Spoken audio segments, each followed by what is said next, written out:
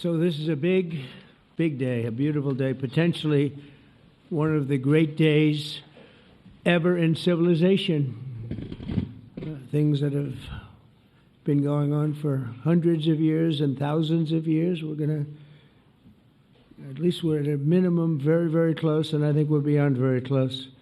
And I want to thank Bibi for really getting in there and doing a job.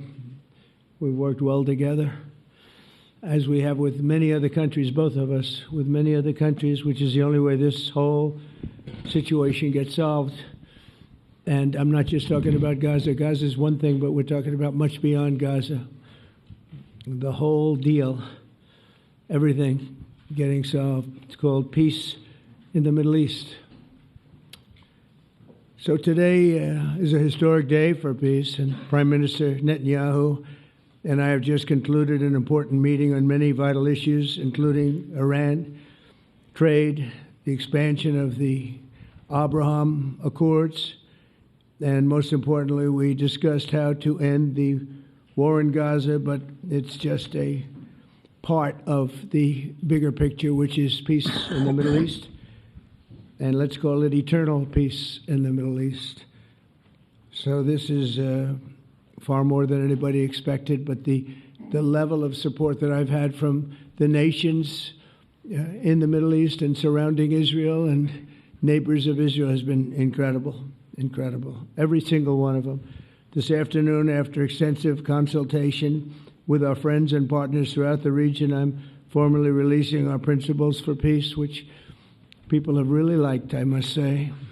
And these are done not just routinely done, these are done with total consideration and working with the nations that we're talking about. All of these nations have made contributions to those suggestions. I want to thank the leaders of many Arab and Muslim nations for their tremendous support in developing the proposal, along with many of our allies in Europe. Europe has been very much involved, and as I was called by many of the European leaders, most of them saying, "Is this true? Are you really doing peace in the Middle East? This is the most incredible thing we've heard." Some think it's the biggest thing they've ever heard. They called just to find out, was it just a rumor or is it actually done? And then they said, have you spoken to the Arab leaders? Have you spoken to all of the other leaders that we have to get? A lot of people involved in this one.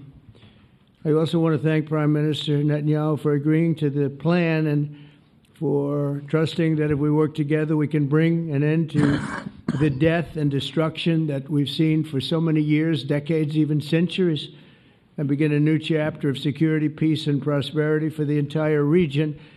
And I want to just say that my meetings and dialogue that we had with so many countries, Saudi Arabia as an example, the king is a phenomenal person. The Emir of Qatar, he's incredible people. UAE, and that's MBZ and ABZ. We're totally involved. These are the people that we've been dealing with and who've been actually very much involved in this negotiation, giving us ideas, things they can live with, things they can't live with. Pretty complex. I mean, after 2,000, 3,000 years, whatever it is, I guess it's got to be a little complex, or it would have been done a long time ago. The King of Jordan was with us, as you know, in the United Nations. The President of Turkey, President Erdogan, is a friend of mine, a strong man, but a good man. President of Indonesia, somebody who's an amazing leader, Prabowo. He is an amazing leader and respected by everybody. He was in the room with us. We were together with most of these people that I'm mentioning. Others were by phone or the next day. The Prime Minister and the Field Marshal of Pakistan, they were with us right from the beginning. Incredible. In fact, they just put out a statement that they fully believe in this pact. It just came out just as I was walking around. They said, "Sir, you have a big notice from the Prime Minister of Pakistan and from the Field Marshal that they back this 100%. President El-Sisi of Egypt, who's terrific. And these are people I've gotten to know over the years. I mean, I would say it started around 2015 and then went into 2016 when the presidency officially began. But I've known him actually for a long time, and there are many cases really great men. I can't say in all cases, but I will tell you in many cases they're great men and some great women too. They tend to be mostly men, however, I will say that. But if accepted by Hamas, this proposal calls for the release of all remaining hostages immediately, but in no case more than 72 hours. So the hostages are coming back, and I hate even saying this from the standpoint, doesn't sound right, but it is so important to the parents. The bodies of the young men, I believe in almost all cases, the young men are coming back immediately. I met with parents. The parents felt as strongly about getting the body of their dead boy back as they did as though the boy were alive and well. It's so important to them. And it means the immediate end to the war itself, not just Gaza. It's the war itself. Under the plan, Arab and Muslim countries have committed, and in writing in many cases, but I actually would take their word for it. The people I mentioned, I'd take their word for it, to demilitarize Gaza, and that's quickly. Decommission the military capabilities of Hamas and all other terror organizations. Do that immediately. And we're relying on the countries that I named and others to deal with Hamas. And I'm hearing that Hamas wants to get this done too, and that's a good thing. And destroy all terror infrastructure, including the tunnels, weapons, production facilities. They have a lot of production facilities that we're destroying. They'll also help train local police forces in the areas that we're discussing right now, in particular in and around Gaza, working with the new transitional authority in Gaza. All parties will agree on a timeline for Israeli forces to withdraw in phases. They'll be withdrawing in phases. No more shooting, hopefully, as progress is made toward achieving these goals. Arab and Muslim nations need to be allowed the chance to fulfill these commitments of dealing with Hamas. They have to deal with them because they were the one group that we have not dealt with. I haven't dealt with them. But the Arab countries are going to, and Muslim countries are going to be dealing with Hamas, and I believe they've already been there. I think they probably have an understanding, and they haven't maybe mentioned that, but I would imagine they do. Otherwise, they wouldn't have gone as far as they've gone. If they're unable to do so, then Israel would have the absolute right and actually our full backing, the U.S. full backing. Marco's here, and a lot of our leaders are here, our great Vice President, Susie Wiles, Steve Witkoff, Jared Kushner. They've been so involved in this process. I don't think anybody else could have done it or even come close. But it's we're right there. We're right there. First time in thousands of years, I think you can probably say, if you really look into it, if you study back, if you're a scholar, you would say thousands of years. Israel would have my full backing to finish the job of destroying the threat of Hamas. But I hope that we're going to have a deal for peace. And if Hamas rejects the deal, which is always possible, they're the only one left. Everyone else has accepted it. But I have a feeling that we're going to have a positive answer. But if not, as you know, Bibi, you'd have our full backing to do what you would have to do. Everyone understands that the ultimate result must be the elimination of any danger posed in the region, and that danger is caused by Hamas. The tyranny of terror has to end, and this is, again, something that we're looking for. This is eternity. This is for forever. To ensure the success of this effort, my plan calls for the creation of a new international oversight body, the Board of Peace, we call it, the Board of Peace, sort of a beautiful name, the Board of Peace, which will be headed, not at my request, believe me, I'm very busy, but we have to make sure this works.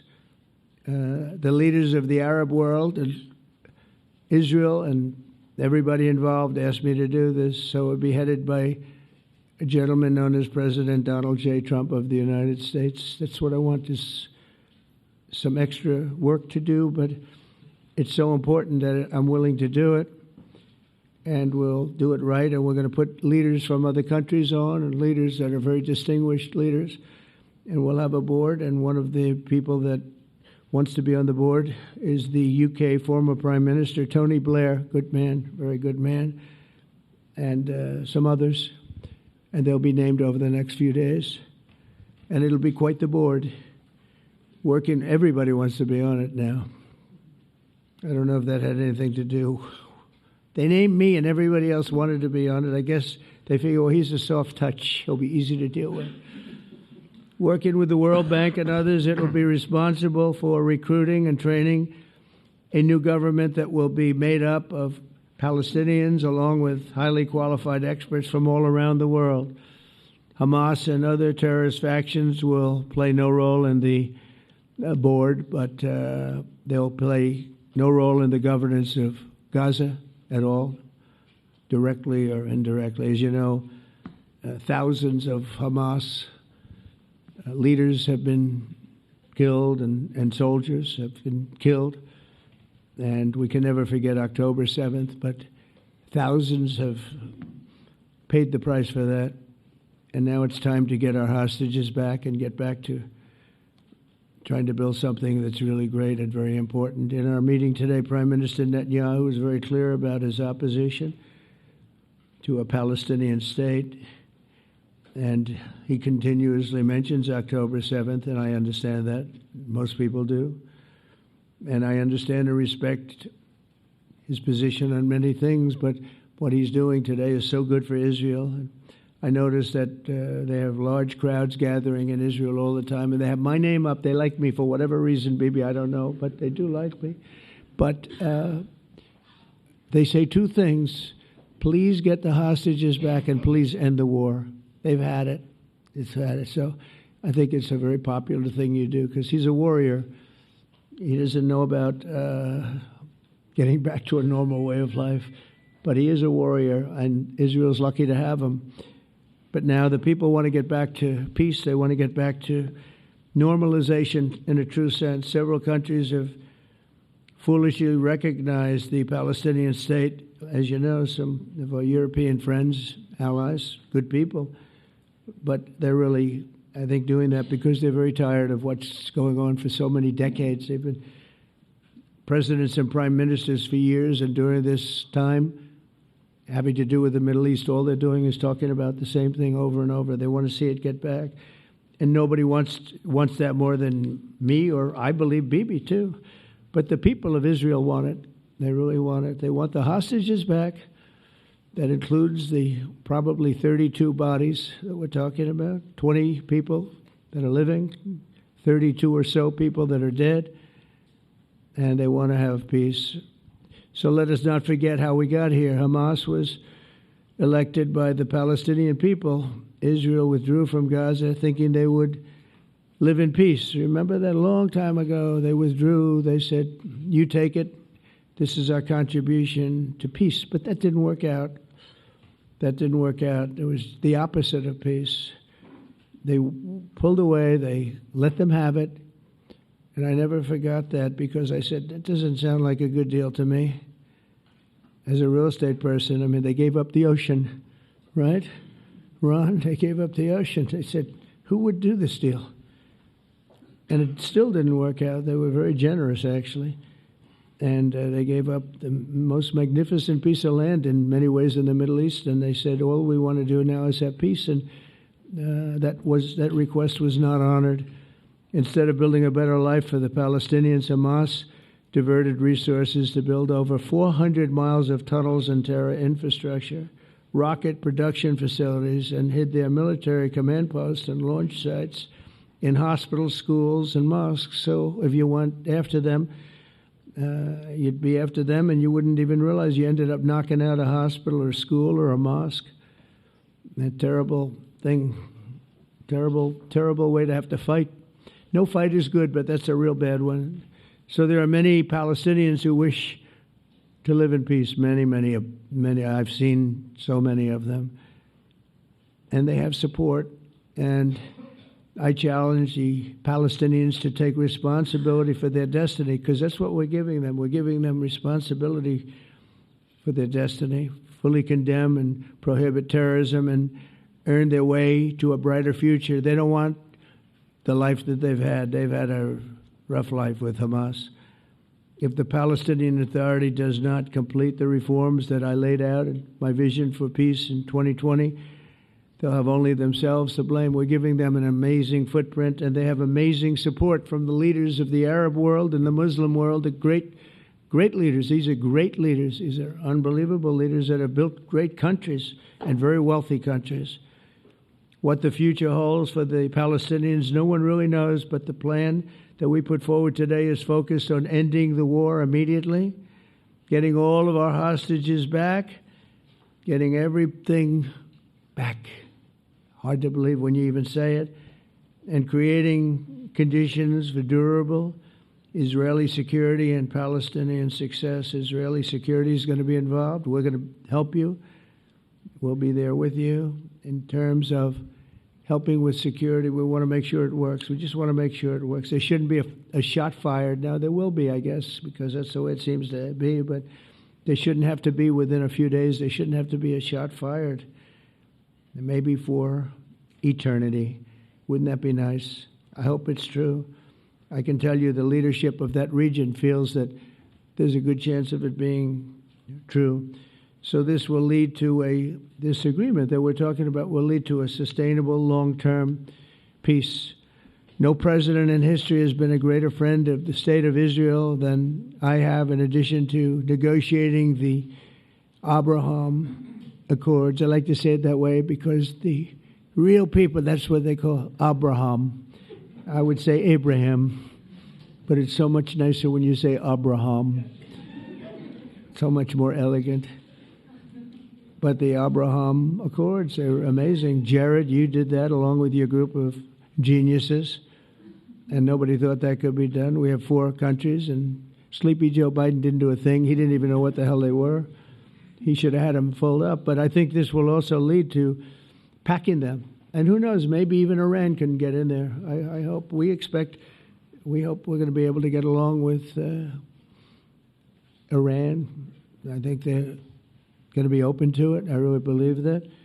But they could be a member. I long ago said, I'll bet you at some point Iran will be a member of the Accords. And little did I realize it was going to take this turn. That was some turn we did with the B-2s. But I think they might very well be there because it's a great thing for them economically. I recognize the eternal capital of Israel.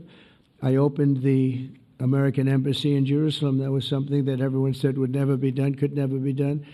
Virtually every president for many, many years, for decades, would campaign on making Jerusalem the capital of Israel. They campaigned on it over and over. Is that right, Steve? Is that right? Everyone, and when they got to it, and I understand why now, because it was so. When I got to office, I campaigned on it too. I said, we're going to make it. And then I'd get calls from the leaders of various countries saying, please don't do it. Please don't do it. It'll end the whole world. Please don't do it. And finally, I just didn't say anything, and I did it. People were calling me before I did it because they heard I was going to do it. And leaders of countries were calling me. And I think it was on a Thursday that I did it. And they'd call me Monday, Tuesday, Wednesday, 3-4 times a day, and I said, tell them I'll call them back on Friday. And I announced it on Thursday, and I called them back, the biggest people in the world, and they said, you've done it. I said, done what? You've made the capital of Israel, Jerusalem, and we wanted to talk yet. I wish you called me a little sooner. Maybe I could have done something about So that was a lot easier than getting into an argument, because I knew what they were calling about. And you know what? It turned out to be amazing. Everybody thought it was going to lead to the end of the world, right? The end of the world, Ron, that's what they said. It didn't lead to anything. It just led to something that I promised, and something that was very, very popular for Jewish people and a lot of other people, too. I recognize Israeli sovereignty over the Golan Heights, and I cut taxpayer funding to the corrupt United Nations Relief and Works Agency. And United Nations was interesting because, as you know, a few days ago they introduced me. Ladies and gentlemen, the President of the United States. I'm looking at my teleprompter, and the thing was dead, stone cold, dead. The thing's up here. I have a long, beautiful speech to make. I'm back 30 feet back, and I'm saying, they're introducing me. There's nothing on my teleprompter. So, but I made a speech. I actually got good marks. You think Biden could have done that? I don't think so. I don't think he could have done that. I don't think too many people could have done it. But actually, it was actually more of a speech from my heart, if you want to know the truth. I think it was maybe better in certain ways because it was from the heart. It has to be from the heart. Otherwise, you're in big trouble. But I cut taxpayer funding for that very corrupt United Nations Relief and Works Agency, and nobody thought that would be done, and withdrew from the horrible Iran nuclear deal that was imposed upon Israel by Barack Hussein Obama and Biden. And I don't think Biden knew anything about it, though. I don't think he knows anything about it now, actually, if you ask him. He'd say, what is that? And we obliterated Iran's nuclear enrichment capacity, making it impossible for them to have a nuclear weapon, which they would have had probably in about 2 months from that. But I've never asked Israel to compromise its security, but we had big, strong talk. Nobody's been better to Israel. No president's been better to Israel than Donald Trump. But we had a long, strong talk, Bibi and I, and he understands it's time. It's time. History has shown. And the people of Israel want it. And the people of the Middle East want it. The people of enemies of Israel want it. But they don't have really too many enemies right now. And you know what? Many countries have gained great respect for Israel, for the way they fight, for the job they do, including me. I had respect anyway, but they gained respect. History has shown us that those who have relations with Israel have thrived, while those who have devoted resources and attention toward the destruction and even annihilation of Israel have languished. They haven't done well. Israel is not going anywhere. They're going to coexist with other people and countries in the region, from Syria to Lebanon to Saudi Arabia. The promise of a new Middle East is so clearly within our reach. This is the closest we've ever come to real peace, not fake peace, not political fool's peace. If we can get this difficult problem solved, the opportunities for all within that vast region of this world, it's a vast region. It's unlimited. The Abraham Accords show that all countries are better off when they communicate and work together and embrace new opportunities. I hope Jared and Steve and Susie and Marco and JD, we have great people. I hope you guys are going to work very hard to get these other countries in, because now they have no excuse. There's no longer an excuse. They were somewhere hesitant. And I tell you, the 4 countries that went in, I give them tremendous credit, and it's worked out incredibly well for them. In the same spirit, I'm pleased to report that earlier today we took another important step toward greater understanding in the region. A short time ago, we had a historic phone call in the Oval Office with Prime Minister Tani, who's really a great person. So we had a great talk, and I was on the phone, and Bibi was talking. Prime Minister Al-Thani was of Qatar. They really had a heart-to-heart conversation. It was a great conversation, I thought. It was productive. It was everything that you need to have something turn out to be successful. And I want to thank Bibi, and I want to thank the Prime Minister. It was fantastic. We agreed to launch a formal trilateral mechanism between Israel, Qatar, and the United States to begin a dialogue to enhance mutual security, correct misperceptions, and avoid future misgivings. And I want to thank Qatar, its leadership, and the Emir. He's a fantastic person. I think, I'm going to be his public relations man because I know him differently than a lot of people know him. But he wants peace. He wants to see peace. And his people, and they really acknowledge the critical role that they've played as mediator. And again, we're not quite finished. We have to get Hamas, but I think they're going to be able to do that. So now it's time for Hamas to accept the terms of the plan that we've put forward today. And again, this is a different Hamas than we were dealing with because I guess over 20,000 have been killed. Their leadership has been killed 3 times over. So you're really dealing with different people than we've been dealing with over the last 4 years, 5 years. Everyone has done their part and come to the table in good faith. Our Arab and Muslim partners are fully prepared to step up and fulfill their commitments for the benefit of the people of Gaza and the entire region. They're willing to step up and do a lot. They really are. There are a lot of good people involved. Everybody who wants to see an end to the violence and destruction should be united in calling for Hamas to accept the extremely fair proposal so that we can end the war and get us back our hostages right now and have everlasting peace. And I look forward to having relationships with everyone. As the chairman of the board, I'll be involved, and we'll have meetings with some very smart people that'll be working over there to make sure that we haven't just been wasting time with an agreement that doesn't get done. The task of building peace will not be easy.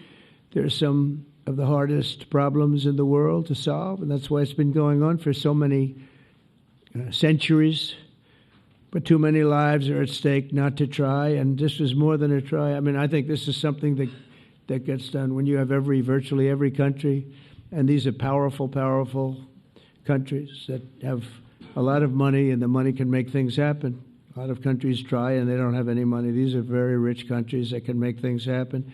So together we'll forge a much safer and more hopeful future for everybody, including Israel. And I want to thank Prime Minister Netanyahu for his partnership. And I want to thank all of the leaders, the kings and the emirs and the presidents and prime ministers, people I mentioned. And they've been absolutely fantastic to work with. And it's just happened very quickly. It's happened from a couple of weeks before I had a couple of meetings, but a couple of weeks before we went to the United Nations. And we had some incredible meetings. It all came to place. It all took place, and everybody wanted to be a part of it. I don't have anybody that's saying we don't want anything to do with it. It's just the opposite. And I'll tell you, a couple of years ago, a year ago, I don't think we would have had this kind of participation, Mr. VP, right? I don't think we would have had. It's been amazing. The participation was 100%. Everybody wants to be a part of it. And everybody, those very strong countries, everybody wants it to work. So, Bibi, congratulations on this. I think this will be your crowning achievement, frankly. If this all works out, we think it will. It's going to be your crowning achievement, and I want to thank you very much for being here. Thank you. Please. Thank you. Thank you. Mr. President, first I want to thank you for graciously hosting me once again in the White House. And second, I want to thank you for your friendship and for your leadership. From Jerusalem to Tehran, from the Golan Heights to Gaza, you've proven time and again what I've said many times. You are the greatest friend that Israel has ever had in the White House. And Mr. President, you and I both know it's not even close. While you focus at home on making America great again, your leadership abroad is changing the world for the better, ending wars and advancing peace. I believe that today we're taking a critical step towards both ending the war in Gaza and setting the stage for dramatically advancing peace in the Middle East, and I think beyond the Middle East. in very important Muslim countries. I support your plan to end the war in Gaza, which achieves our war aims. It will bring back to Israel all our hostages, dismantle Hamas's military capabilities, end its political rule, and ensure that Gaza never again poses a threat to Israel. We would not have achieved this turning point without the courage and sacrifice of our incredibly brave soldiers.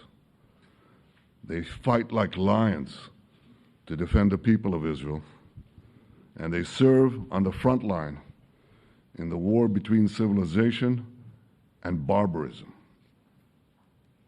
Mr. President, when our two countries stand shoulder to shoulder, we achieve the impossible. Just a few months ago, in Operation Rising Lion and Operation Midnight Hammer, we struck a decisive blow against Iran's nuclear and ballistic missile program. Your bold decision to send those B-2s made the region safer and the world safer. Now, under your leadership, we're taking the next step to win the war and expand the peace. Your plan is consistent with the 5 principles my government set for the end of the war and the day after Hamas. Everybody asks, what is your plan for the day after Hamas? Here's our plan.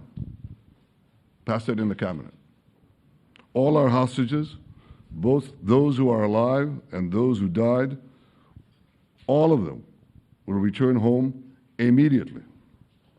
Hamas will be disarmed. Gaza will be demilitarized. Israel will retain security responsibility, including a security perimeter for the foreseeable future. And lastly, Gaza will have a peaceful civilian administration that is run neither by Hamas nor by the Palestinian Authority. If Hamas agrees to your plan, Mr. President, the first step will be a modest withdrawal, followed by the release of all our hostages within 72 hours. The next step will be the establishment of an international body charged with fully disarming Hamas and demilitarizing Gaza. I appreciate your willingness to lead the body, Mr. President. I really appreciate it because you have a lot of things to do, and this is important. And it reflects the confidence that this will give everyone, that things will be followed up on all the commitments made. The fact that you're taking this on, I think, helps a lot to make sure that everything flows in the direction that we want. Now, if this international body succeeds, we will have permanently ended the war. Israel will conduct further withdrawals linked to the extent of disarmament and demilitarization, but will remain in the security perimeter for the foreseeable future. I think we should understand that we're giving everybody a chance to have this done peacefully, something that will achieve all our war objectives without any further bloodshed. But if Hamas rejects your plan, Mr. President, or if they supposedly accept it and then basically do everything to counter it, then Israel will finish the job by itself. This can be done the easy way, or it can be done the hard way, but it will be done. We prefer the easy way, but it has to be done. All these goals must be achieved because we didn't fight this horrible fight, sacrificed the finest of our young men to have Hamas stay in Gaza and threaten us again and again and again with these horrific massacres. Mr. President, I was encouraged by your clear statement at the UN against the recognition of a Palestinian state. That would be an outcome that, after October 7th, would reward terrorism, undermine security, and endanger Israel's very existence. As for the Palestinian Authority, I appreciate your firm position that the PA could have no role whatsoever in Gaza without undergoing a radical and genuine transformation. In your 2020 peace plan, which you mentioned just now, you made clear what that transformation requires. It's not lip service. It's not checking a box. It's a fundamental, genuine, and enduring transformation.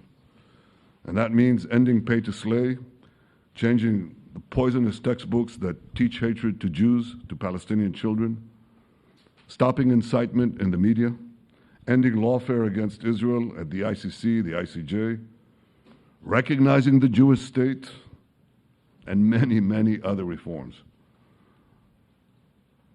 It won't come as a surprise to you that the vast majority of Israelis have no faith that the PA Leopard will change its spots.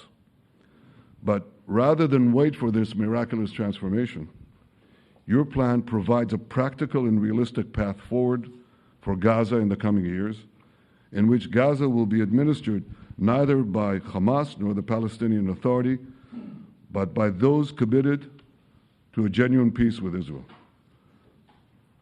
I think this can be not only a new beginning for Gaza, I think it can be a new beginning for the entire region.